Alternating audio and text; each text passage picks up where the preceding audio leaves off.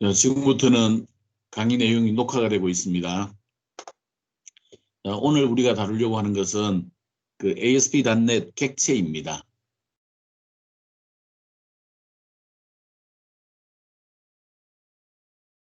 자, 그 ASP.NET 객체는 우리가 달리 말할 때 내장 객체 그렇게 부른다고 그랬죠. 내장 객체.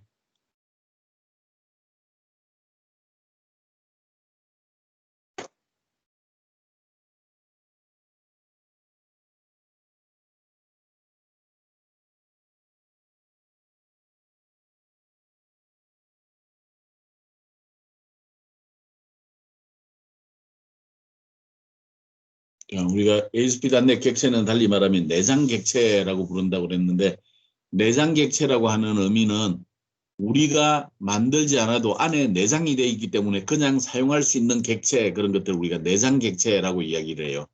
자, 객체는 뭘로 만들죠? 객체는 뭘로 만든다? 속성과 메소드. 그거는 객체 그러면 떠올라야 되는 두 단어고 객체는 무엇으로 만들죠? 클래스요. 그렇죠, 그렇죠. 클래스. 클래스를 이용해서 만들어요.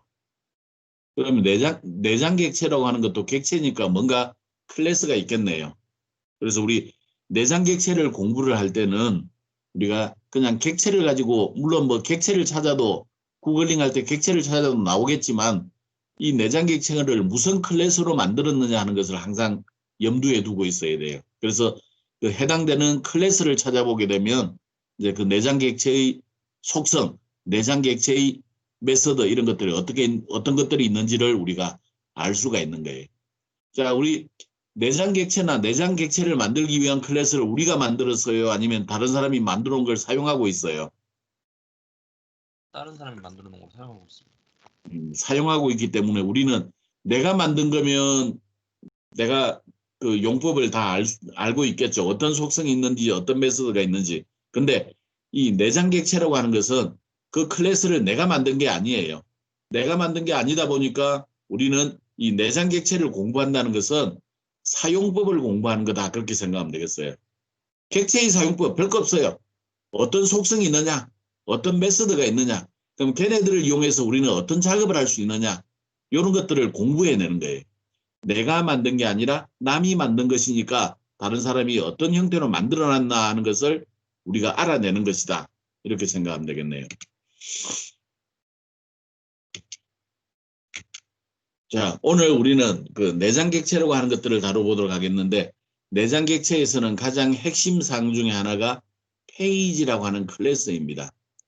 페이지라고 하는 클래스. 페이지라고 하는 클래스가 왜 중요하냐? 우리는 어떤 그 지금 이제 몇 번 해봤으니까 한번 물어보죠.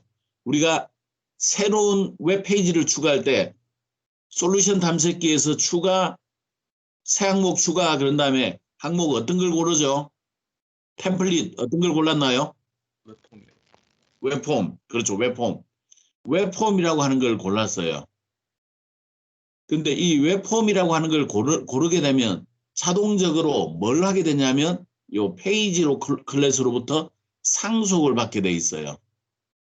웹폼이라고 하는 것은 페이지 클래스로부터 상속을 받는다. 그러면 우리가 만들어 놓은 웹폼은 페이지 클래스에서 정의해 놓은 속성, 페이지 클래스에 정의해 놓은 메서드가 있다면 걔네들은 상속을 받았으니까 그대로 이용할 수 있다. 이런 개념이에요. 그래서 페이지 클래스에 어떤 속성이 있느냐, 페이지 클래스에 어떤 메서드가 있느냐 하는 것들이 이제 굉장히 중요한 겁니다. 근데 일정 이 폼을 통해서 우리가 이제 그 페이지 클래스에 정의되어 있는 속성과 메서드를 이용을 하게 되는데 이 속성 중 일부는 또 다른 클래스를 이용해서 만들어요. 즉 다른 클래스 이용해서 만든다고 하는 것은 속성 중 일부는 또 다른 객체라는 뜻이 돼요. 또 다른 객체다. 그러면 이 그 웹폼에 있는 속성이지만 그 속성들은 객체이기 때문에 그 속성 자체가 또 다른 속성, 또 다른 메서드를 가질 수가 있는 거예요.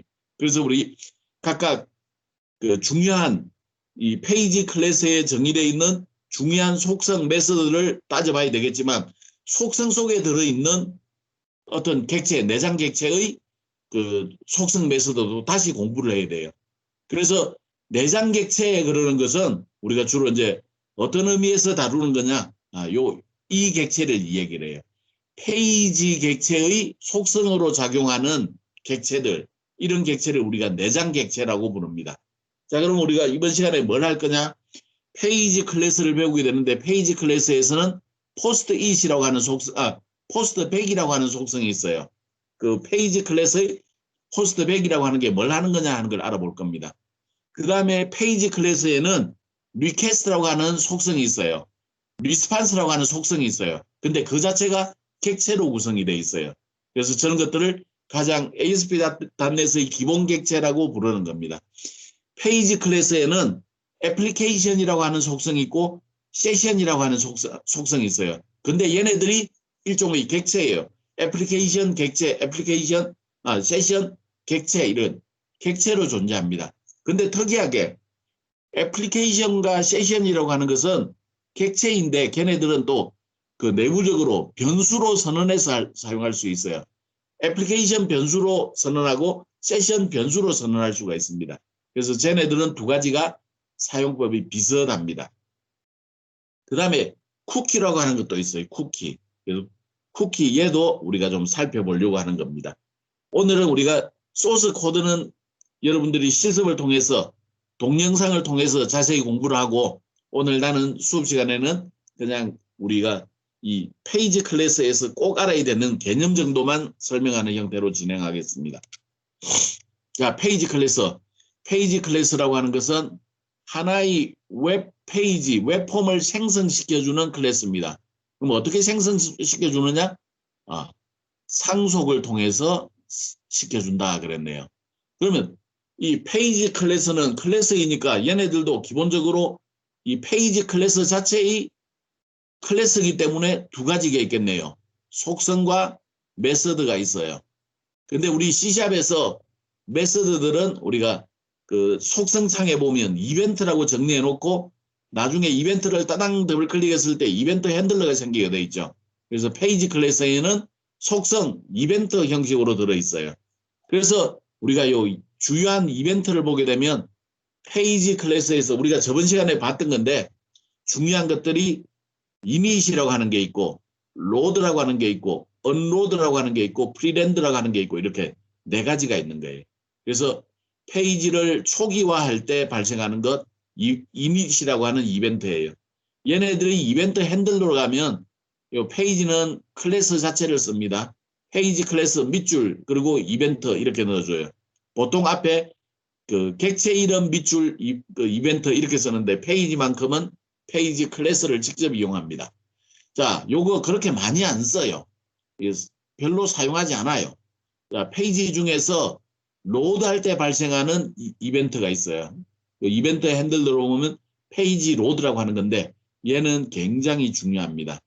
사실은 우리 페이지 로드할 때 초기 값 설정을 보통 우리 여기 넣어줘요.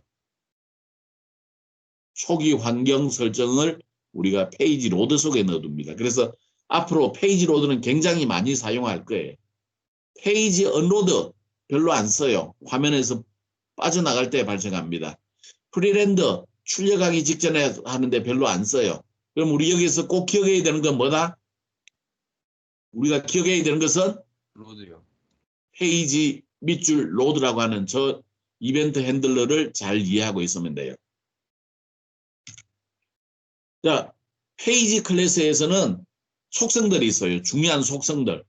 근데 얘네들이 페이지 클래스의 대표적인 멤버 그랬는데 이걸 달리 말하면 얘가 속성이에요. 속성인데 이 속성 자체가 뭘로 구성이 되어 있냐면 객체로 구성이 되어 있어요. 즉 다른 클래스로 만들어진 객체로서 우리 페이지 클래스의 속성이 잡혀져 있어요. 그래서 우리 페이지 클래스에서 꼭 알아야 되는 중요한 것들이 그 중요한 객체들이 리퀘스트, 리스판스, 서버, 애플리케이션, 세션, 여기는 빠져있네, 쿠키 이런 것들이 있는 거예요. 그래서 페이지 클래스에 정의되어 있는 속성을 이해하는 거다. 근데 얘네들은 위에 적어놓은 것처럼 객체라 그랬죠. 그럼 쟤네들을 만들기 위한 클래스들이 있어요. 요 리퀘스트는 우리나라 말로 하면 요구에 해당돼요. 요구. 그리고 얘를 만들기 위해서는 HTTP 리퀘스트라고 하는 클래스를 이용해서 만들어져요. 자, 리스판스는 우리나라 말로 하면 응답 그래요. 근데 그 걔네들이 HTTP 응답을 만들어주기 위한 거고 HTTP 리스판스라고 하는 클래스를 이용해서 만들어요. 서버는 유틸리티 기능을 가지고 있는데 HTTP 서버 유틸리티 클래스를 이용합니다. 얘네들은 그렇게 많이 사용하지 않으니까 그냥 이런 정도만 이해하고 넘어가기로 하죠. 애플리케이션 전체가 공유하는 정보를 쓰는데 지금 우리는 이 애플리케이션은 많이 안 쓸 거예요. 얘는 세모 정도로 표시해 놓기로 하죠. 그리고 얘네들은 HTTP 애플리케이션 스테이트라고 하는 클래스를 이용해서 만들어주게 됩니다. 세션은 클라이언트별 정보를 저장해주는 역할을 해요. 그리고 HTTP 세션 스테이트 클래스를 이용합니다. 얘네들은 많이 씁니다. 그럼 우리가 꼭 기억해야 되는 것, 테스트 또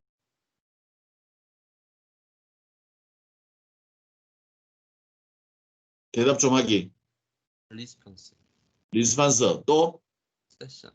세션. 이 세 가지는 다른 거는 그냥 휙 넘어가더라도 이 세 가지는 꼭 우리가 이해를 해놓고 있어야 되겠어요.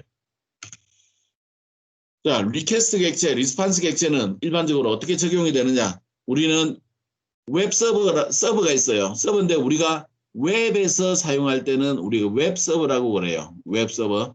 현재 우리는 IIS라고 하는 웹 서버를 이용해서 작업을 하게 되겠죠. 그 다음에 클라이언트들이 있어요. 클라이언트는 PC 데스크탑일 수도 있고 뭐 노트북일 수도 있고 스마트폰일 수도 있죠. 엄밀하게 말하면 클라이언트라고 하는 것은 웹 브라우저를 우리는 웹 브라우저를 웹 클라이언트라고 부릅니다. 그러면 클라이언트들이 서버에게 뭔가 요청을 하는 게 있을 거예요. 그런 걸 우리는 리퀘스트라고 부릅니다.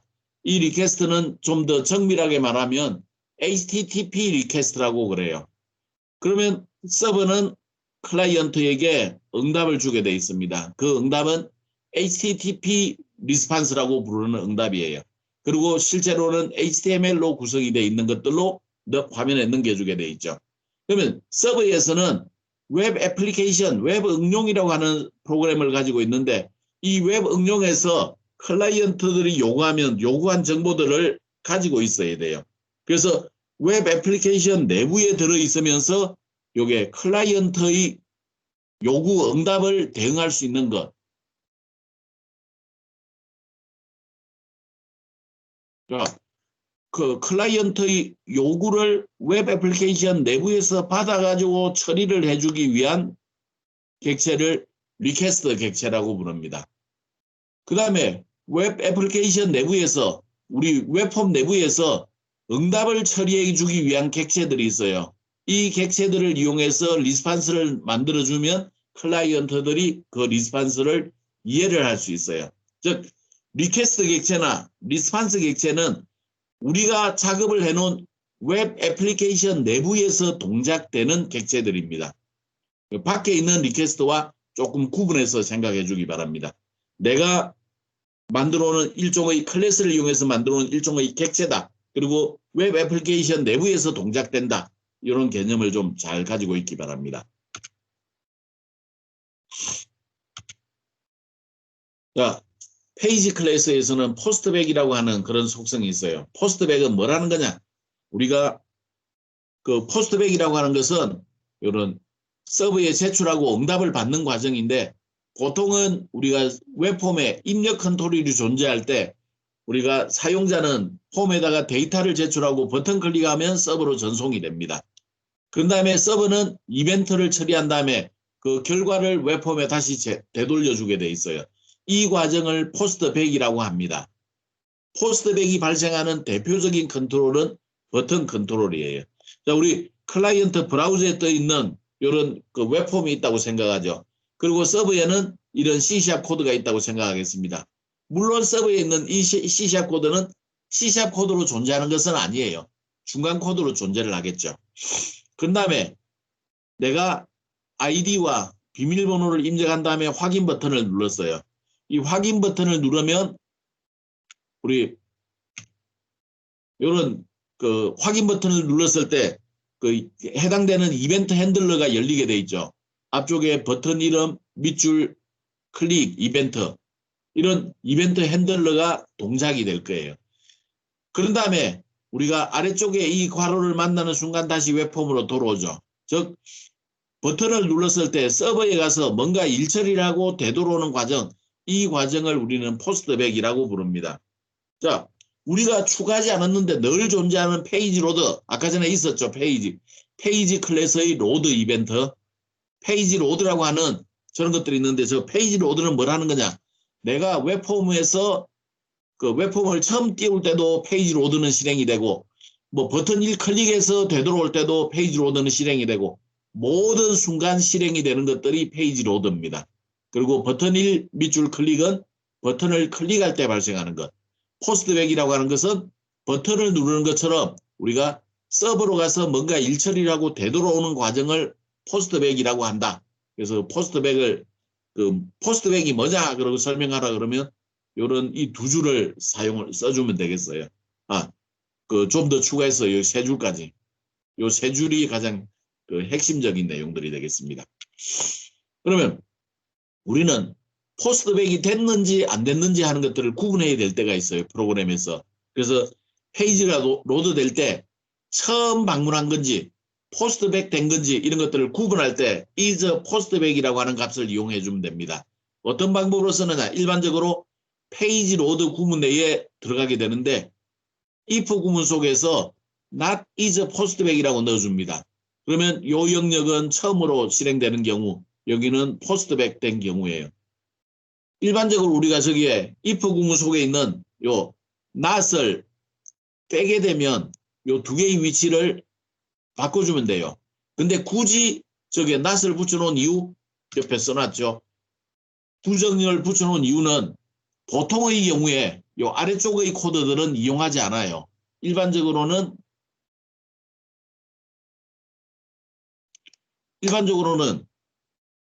요만큼만 사용을 합니다. 이만큼은 일반적으로는 사용하지 않아요. 그래서 보통의 경우에는 요만큼의 코드만 존재를 합니다. if not is postback이 열고 닫고 그리고 처음에 페이지를 읽는 경우에 이런 일들을 해주세요. 보통은 이제 초기화 코드들이 저 위치에 들어가게 돼 있죠. 그래서 저기 if 속에 억지로 저렇게 not을 붙여놓은 겁니다.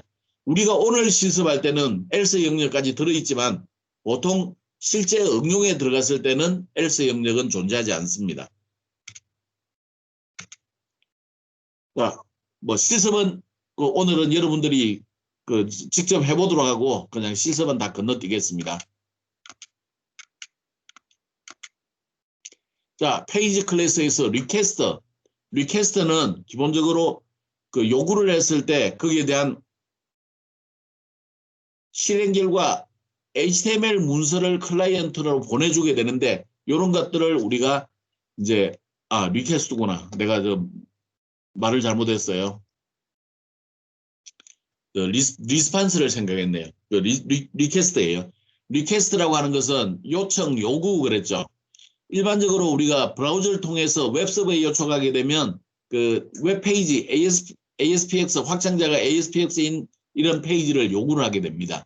그러면 그 ASP.NET 엔진이 요구한 웹페이지를 실행하고 그 결과들을 그 HTML 문서로 만들어서 클라이언트에게 보내주게 되겠죠.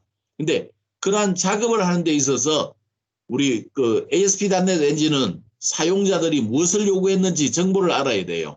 그러한 정보는 예를 들어서 내가 웹 브라우저를 어떤 걸 쓰고 있는지 이게 왜 필요할까요? 한번 상상을 해보죠. 웹 브라우저가 왜 필요할까요?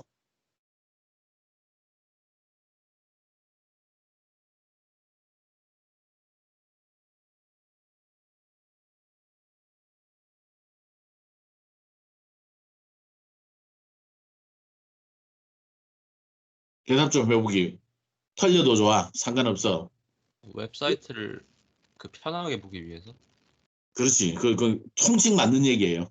자, 예를 들어서 내가 데스크탑에서 웹 브라우저 정보를 가져가면 웹 브라우저가 현재 그 뭐 사이즈가 얼마인지 이런 것들을 알 수가 있을 거고, 내가 크롬을 쓰느냐 그 인터넷 익스플로러를 쓰느냐에 따라서 그 약간씩 좀 표현하는 방식이 달라요. 만약에 내가 그 보여주는 것들이 그 브라우저에 따라서 좀 달리 표현을 해야 된다면 그런 것들을 처리하기 위해서 브라우저 정보들이 필요해요. 요구한 URL이라고 하는 것은 나를 요청할 때 주소가 뭐였느냐 하는 걸 알려줍니다. 이 URL의 끝부분에는 보통 이제 그 정보들이 붙어 있는데, 그런 것들을 보통 이제 쿼리 스트링 그럽니다. 그 쿼리 스트링을 정보를 읽어내기 위해서 그 URL이 필요해요. 그다음에 폼 데이터 전송 방식이 있어요. 폼 데이터 전송 방식 여러분들이 HTML에서 배웠죠. 무엇과 무엇이 있죠?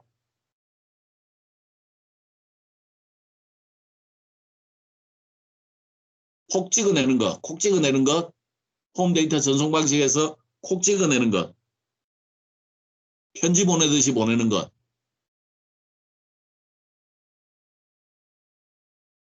대답을 또 안 한다. 좀 참가하기.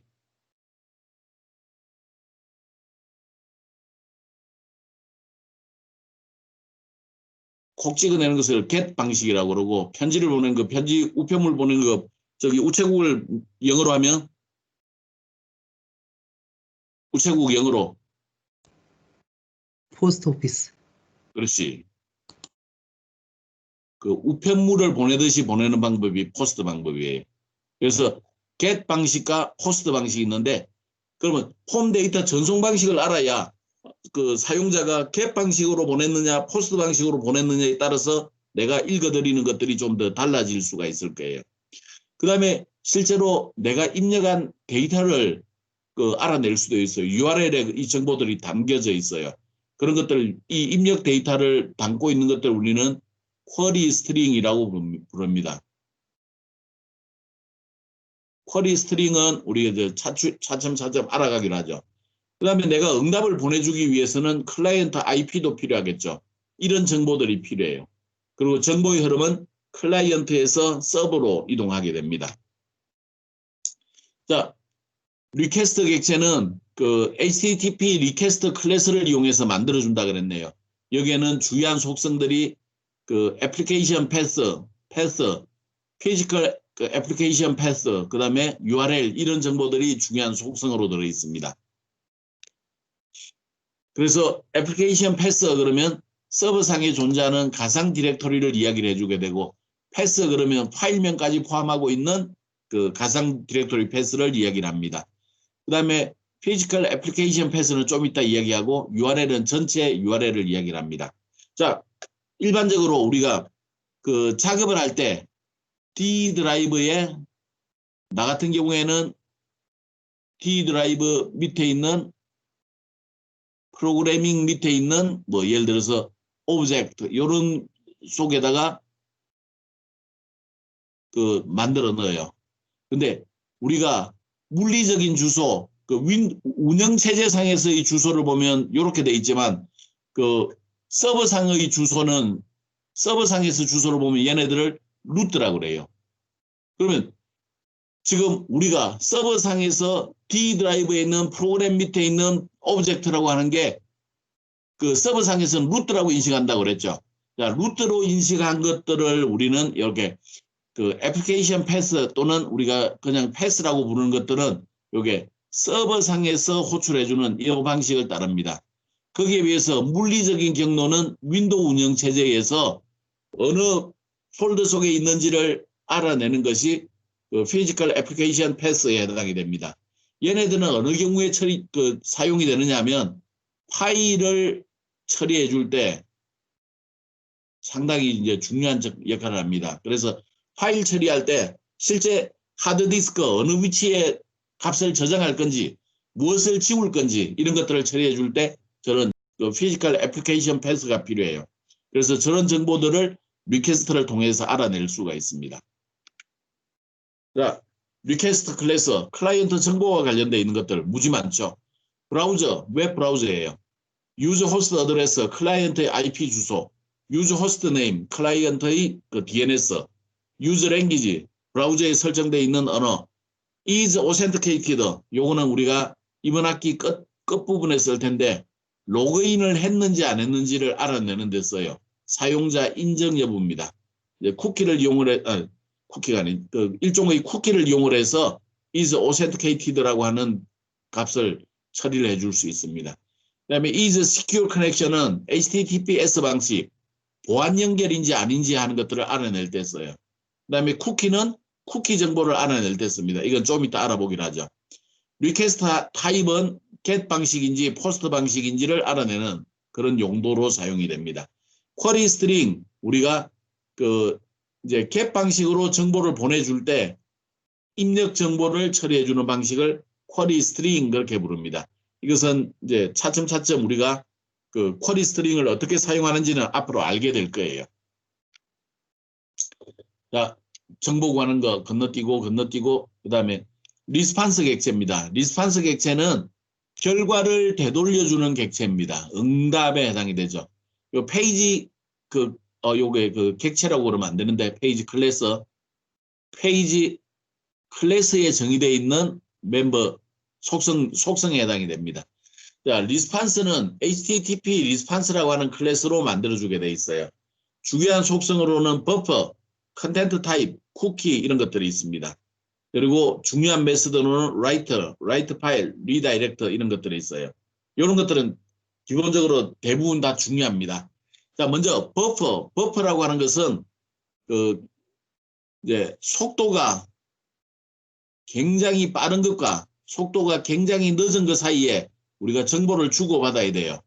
이런 경우에는 속도가 빠른 것과 속도가 늦은 것 사이에 정보를 주고받을 때는 항상 문제가 생길 수 있는데 그 중간중간에 완충작용을 해주는 것 이런 것들을 우리는 버퍼라고 그럽니다. 그래서 버퍼를 억지로 번역하자면 잘 번역해서 쓰지는 않는데 완충기 그렇게 번역해 줄 수 있어요.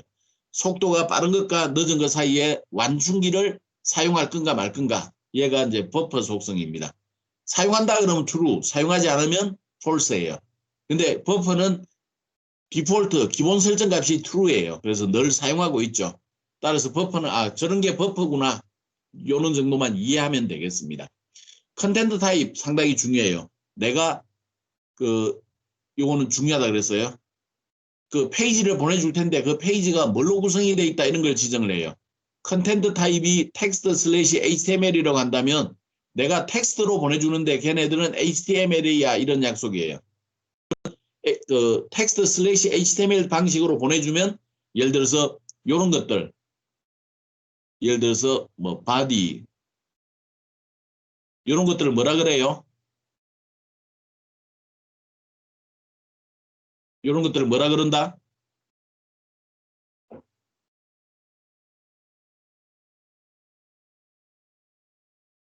블럭? 블럭은 아니고 HTML에서 쟤네들을 부등호가로 태그. 그렇죠. 태그라고 한다.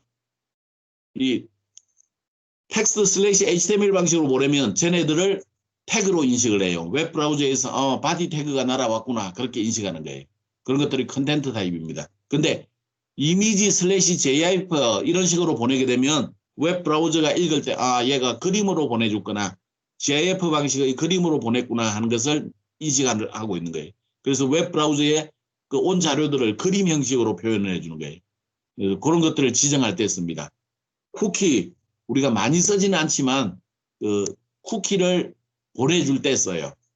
쿠키라고 하는 것들은 기본적으로 웹 서버에 저장이 되는 게 아니라 클라이언트의 하드디스크 속에 저장이 되는데 그건 좀 이따 이야기할 거예요. 그 쿠키를 보내줄 때 쓰는 겁니다. 이 클라이언트에 저장을 해요.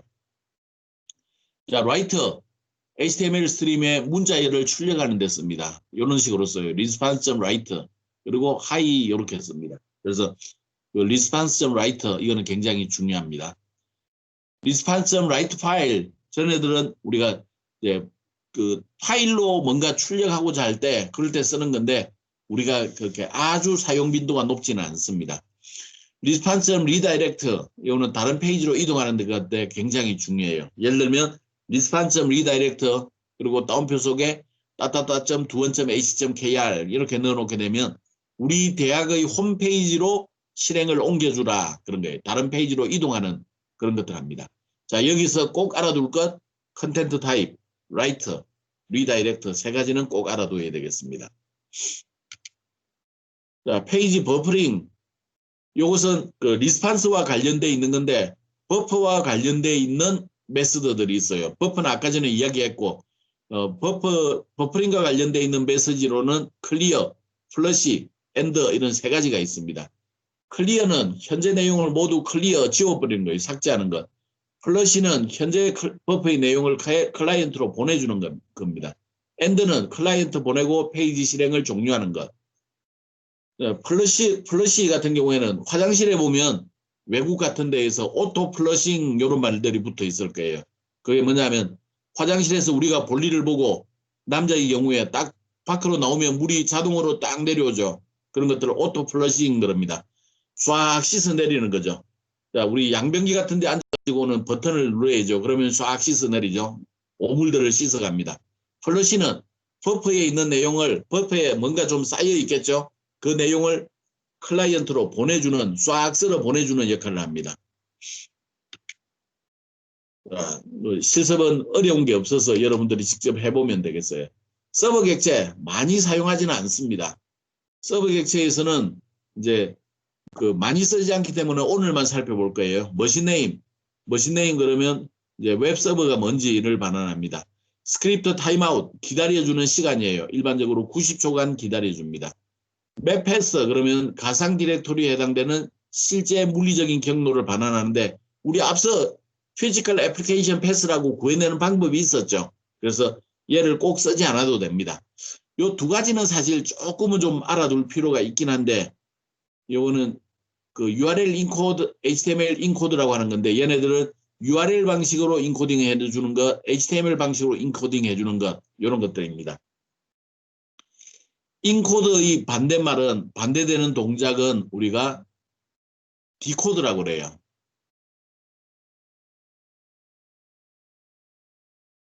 그래서 인코드를 우리는 부호화라고 부르고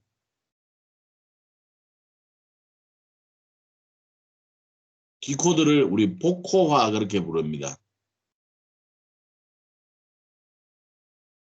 부호라고 하는 것은 우리가 글자들을 약속된 형태로 변형을 시켜가지고 보내주는 거예요.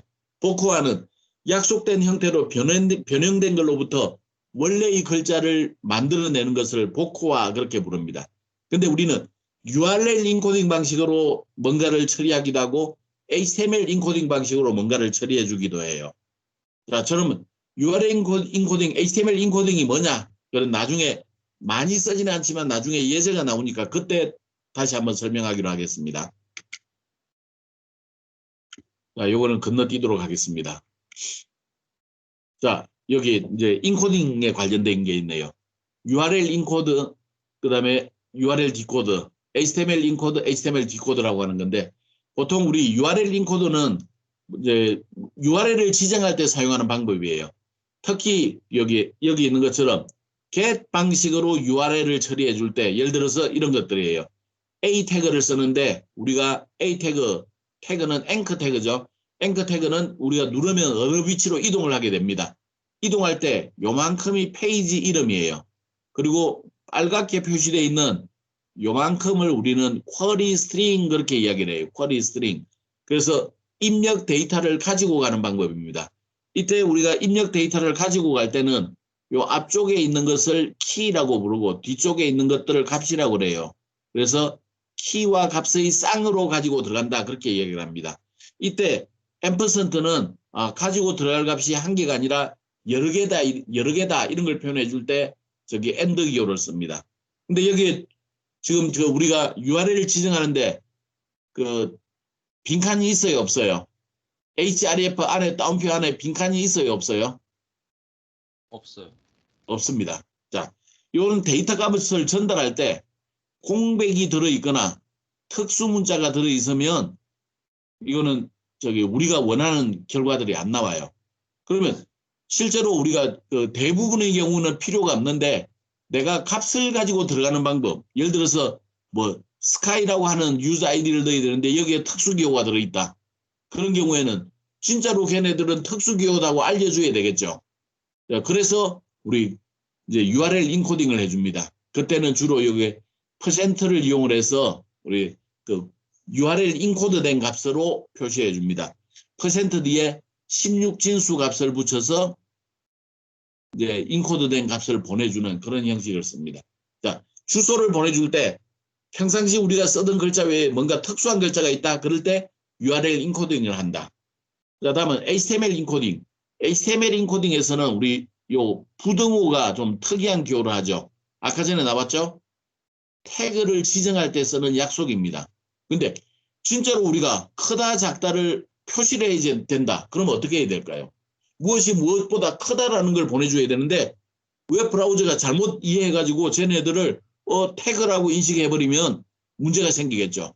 그런 경우에 이런 문자들을 우리가 어떻게 가져가느냐? 이렇게 %lt, %gt라고 하는 형태로 가져가요.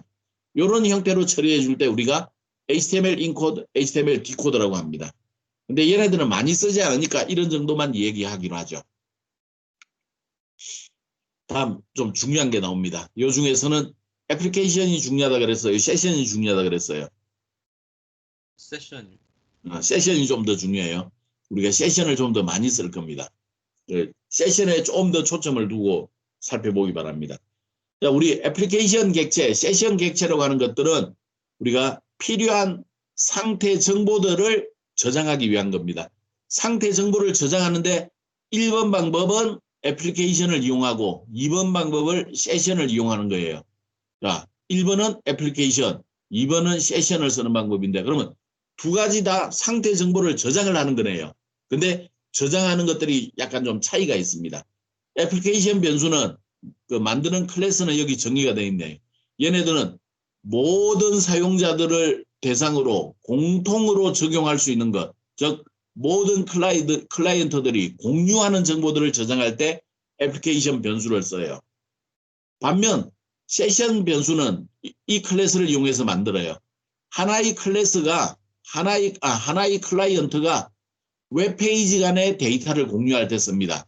지금 1번 페이지를 썼어요. 그 다음에 2번 페이지를 띄웠는데 이 페이지가 따로 같지만 웹 브라우저가 달라진 것은 아니죠.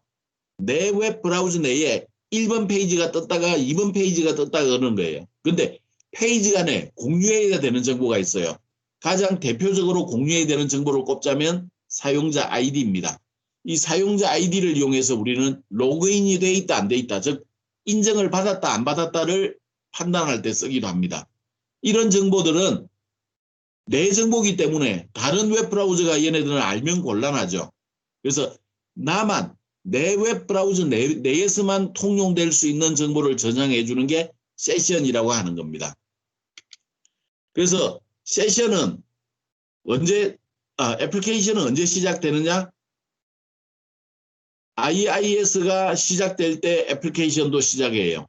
IIS가 끝나면 애플리케이션도 끝나게 됩니다. 그리고 이 노란 것들을 세션이라고 할 수 있죠. 자, 클라이언트가 요 영역에 뭔가를 내가 만들어 놨어요. 그럼 클라이언트는 이걸 인식한다 못한다? 인식한다. 자, 요 영역에 내가 했어요. 클라이언트 1번도 접속돼 있고 2번도 접속돼 있어요. 그러면 얘네들은 1번, 2번이 동시에 알 수 있어요. 요런 영역에서 뭔가를 만들어뒀다. 그러면 1번은 이미 세션이 끝났기 때문에 없지만 2번은 이 애플리케이션을 인식할 수 있어요. 반면 세션은 기본적으로 빨갛게 표시되어 있는 영역이라고 생각해 주면 되겠어요.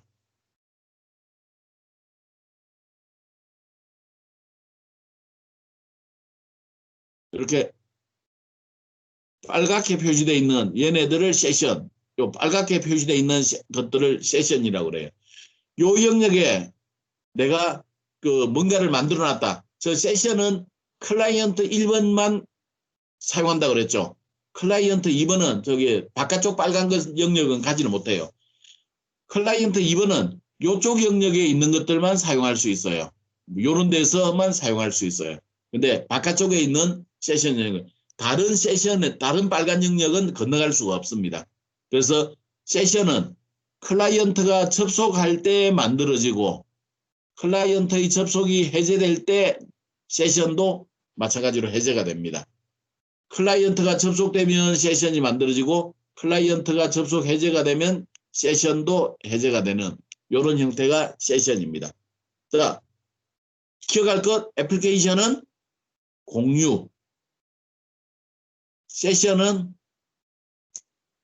별, 클라이언트 별, 공유, 별 이렇게 기억해주면 좀 쉽겠네요.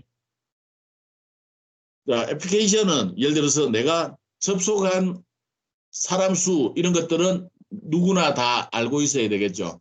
그래서 이렇게 카운터 값들 여기서 애플리케이션 객체를 쓰는데 애플리케이션 이제 변수라고 하는 것들을 활용할 수 있어요. 여기 애플리케이션 변수는 모든 클라이언트가 공유하는 변수라 그랬네요. 사용할 때는 어떻게 하느냐? 애플리케이션이라고 써주고 꺽쇠라고 써주고 안에 다운표 안에 변수 이름을 써줍니다. 이게 변수 이름이에요. 즉 애플리케이션 변수 카운터 이렇게 읽어주면 되겠어요.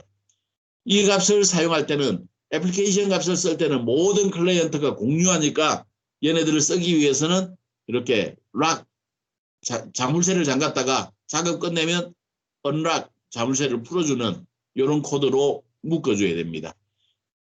애플리케이션 변수의 일종인 캐시라고 하는 것은 내부적으로 락 기능을 가지고 있어서 우리가 프로그램적으로 락을 처리해 주지 않아도 됩니다. 다음 세션 변수. 세션 변수는 세션 객체를 이용해서 만들어진 변수가 세션 변수죠. 얘네는 클라이언트별 정보를 저장하는 용도로 씁니다.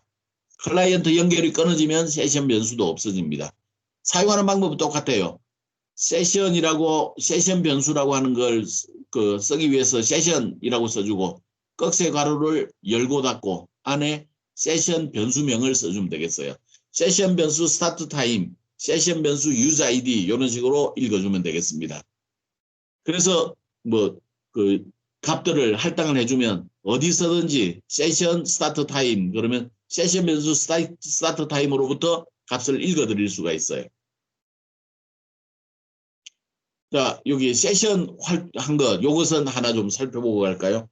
지금 내가 1번 페이지 세션 APPL이라고 하는 페이지에서 아이디 이름을 넣고 확인 버튼을 누를 거예요. 그러면 얘네들을 우리가 가지고 와서 다른 페이지에서 저 값들을 알아내고자 하는 게 지금 세션 객체를 이용하는 방법입니다. 자, 아래에 있는 것은 테이블 태그를 이용을 하면 컨트롤을 깔끔하게 배치할 수 있다는 것을 설명을 해주고 있네요. 근데 요게 테이블 태그를 UI에다가 쓰지 말라라는 게 요즘 추세입니다.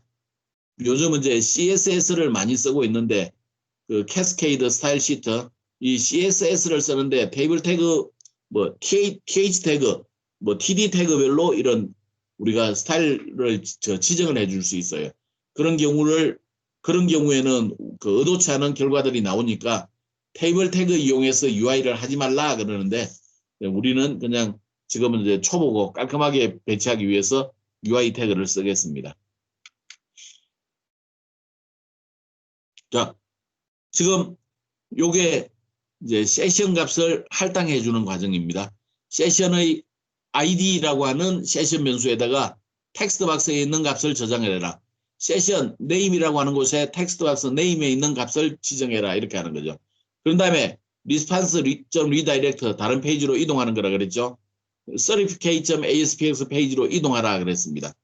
자, 그러면 이제 certificate 만들어야 되겠죠. 디자인은 없어요. 그냥 페이지 로드에서 response.write로 출력하겠습니다. 자, 세션 변수 id에 저장된 값을 읽을 때는 세션 꺽쇠가로 id라고 넣어주면 됩니다. 근데 여기에 세션에 저장이 될 때는 기본적으로 모든 자료형의 기본형인 오브젝트형으로 값들이 저장이 되어 있어요. 필요할 때 우리는 이렇게 글자로 변경해주는 캐스트형 변환을 통해서 변형해서 사용을 해주면 되겠습니다. 그래서 실제 response.write를 통해서 출력하면 이 위치에 앞 페이지에 있었던 내용을 세션을 이용해서 가져와서 출력을 해줄 수가 있습니다. 그래서 이런 용도로 쓸 때 세션 변수를 씁니다. 쿠키는 그렇게 많이 사용하지는 않아요. 쿠키라고 하는 것은 그 C 드라이브의 다큐멘트 세팅 밑에 뭐 그 현재 내 컴퓨터 밑에 쿠키스라고 하는 곳에 보면 웹 사이트와 연계가 된 상태로 이렇게 정보들이 저장이 되고 있습니다. 즉 쿠키라고 하는 것은 클라이언트에 저장이 되는 정보입니다. 그리고 가장 작은 정보 단위라 그러죠. 보통은 웹사이트 이름과 연결해서 쿠키를 저장을 해주게 됩니다. 이 쿠키는 세션이 끊어진 이후에도 일정 기간 유지가 되고 있죠. 그래서 그 정보들을 우리는 이제 그 다음에 접속할 때 이 쿠키 정보를 이용함으로써 손쉽게 접속할 수가 있습니다.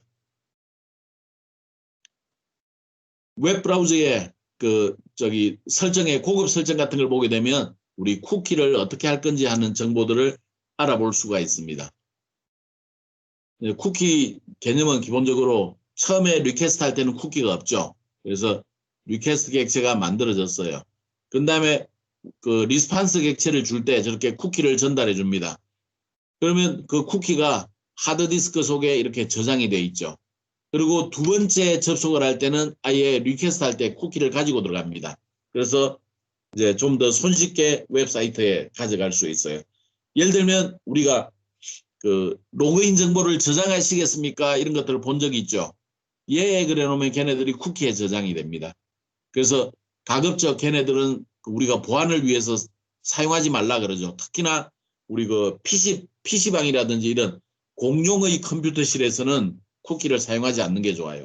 그 쿠키를 이용해서 다른 사람들이 내 그 정보를 도용을 할 수도 있습니다. 그래서 쿠키는 가급적 많이 이용하지 않는 게 바람직합니다. 쿠키를 사용하는 방법들이 쿠키 예제가 되겠네요. 자, 오늘 우리는 그 ASP.NET 객체에 대해서 살펴봤습니다. ASP.NET 객체에서 그 알아야 되는 게 우리가 페이지라고 하는, 이거 내가 다 바꿔놨는데 이게 왜 안 바뀌어 있지? 클래스예요, 클래스. 페이지 클래스. 아마 그 여러분들 동영상에는 보면 쟤네들이 다 바뀌어 있을 겁니다. 근데 내가 이쪽에 그 바꾸지를 않았나 봐요. 자, 페이지 클래스는 무엇을 하는데 쓴다? 웹폼을 만들 때 쓴다. 웹폼을 만들 때 어떤 방식으로 쓴다고 그랬어요? 상속하는 방식으로 쓴다 그랬죠. 그래서 페이지 클래스의 속성 메서드는 웹폼에서 물려받아서 쓸 수 있다. 그래서 페이지 클래스에서 정의되어 있는 속성이 어떤 게 있고 페이지 클래스에서 정의되어 있는 메서드가 어떤 게 있는가 하는 게 중요하다 그랬죠. 자, 페이지 클래스에서 정의되어 있는 이벤트로서는 중요한 게 4개밖에 없었죠. init, 페이지 로드, 프리렌더, 언로드 이렇게 4가지가 있었어요. 페이지 클래스의 속성에는 이제 대표적인 게 리퀘스트, 리스판스, 애플리케이션, 세션, 서버, 쿠키 이런 것들이 있는 거죠. 그래서 그런 것들이 페이지 클래스의 이제 속성으로 있음으로 인해서 우리가 새로운 웹폼을 추가를 하게 되면 쟤네들은 내가 만들지 않고 자동으로 쓸 수 있다. 내가 만들지 않고 쓸 수 있다는 의미를 강조하기 위해서 우리는 얘네들을 내장 객체라고 부른다. 이런 얘기까지 우리가 이해하면 되겠네요. 오늘 실습 내용은 너무 간단해요. 개수가 좀 많긴 하지만 내용 자체가 별로 어려울 게 없어서 코드 설명은 하지 않도록 하겠습니다. 자, 여러분들이 그 과제를 제출한 사람이 몇 명 되지 않았는데 여러분들이 이 설명을 듣고서 실습을 해서 꼭 제출해 주기 바랍니다.